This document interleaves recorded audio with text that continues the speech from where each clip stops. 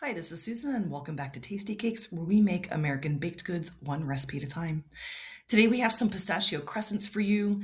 This recipe spoke to me because it's very similar to some cookies that we would always make at Christmas time called Russian tea cakes, or sometimes they're called Mexican wedding cookies. Very, very similar. So, because we're using pistachios, the first thing I do is quality control the pistachios, but then get them in the oven to get them toasted and roasted.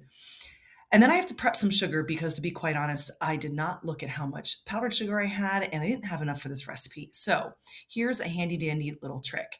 Take some regular granulated sugar. I used this particular attachment to my food processor and grind it up, and there you have it. It looks just like powdered sugar. And so it's really important to get it to that point because the sugar granules are smaller and they're going to dissolve a lot easier. So once I have all of the flour measured out, I put a little bit in back into the big food processor bowl because eventually I'm going to process that with the toasted pistachios. I got to measure out to make sure I have enough of this new powdered sugar that I made, and then I'm getting everything else started and ready to go. Taking some of the vanilla beans, I'm going to mix that into my newly granulated powder sugar so that it's nice and evenly vanilla-eyed, if that's a word. We're going to make it a new word. Vanilla-eyed sugar. So I'm just going to get my hands in there, give it a little TLC, and mix up the vanilla beans. Smells lovely, just like vanilla. And there you go. You can see, can't really see the vanilla beans, but they're in there. Okay, so the next thing I do is prep my butter.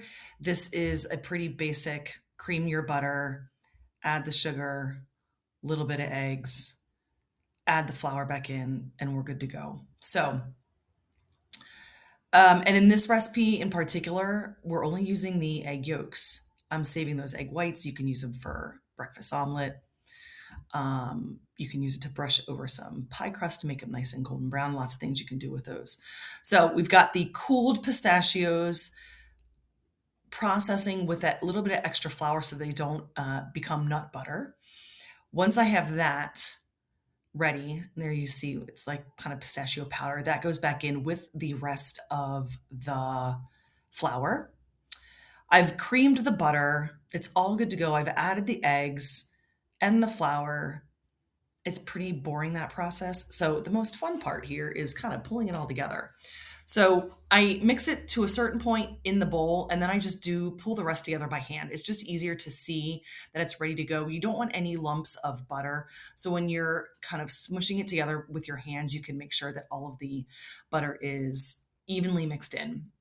This recipe wants me to divide the entire batch of dough into three and form them into ropes. So I'm pretty particular. I'm going to weigh everything out and make sure I have three evenly weighed logs, if you will, of the pistachio dough. And you'll see here, it's a pretty kind of simple process. Always want to keep this table floured because you don't want the dough to stick. That's just going to make it that much harder to stick together. And I did have to kind of keep it kind of smushing it all together. It was a little bit dry. But there I'm just kind of rolling it out with my hands. That bench scraper is 6 inches long.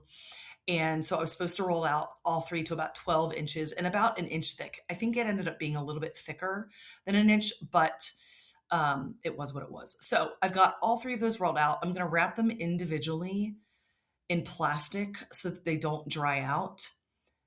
And whenever you wrap things in plastic to put them in the fridge to cool down, you want to make sure that it's super tightly wrapped. Any air that gets in there is going to dry out your dough, and we don't want that to happen. So into the fridge they went, good 30 minutes to an hour. Now they come out. You can see that they are quite firm. And so now we're going to form the crescents to get them in the oven.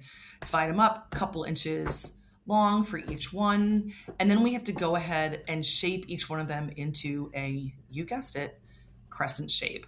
Thus the pistachio crescents. So it's just a question of kind of rolling it out a little bit more, smushing the sides down. I chose to smush the sides down a little bit more than the middle, and then kind of shape them with my fingers into a little bit of a crescent shape, and then keep going.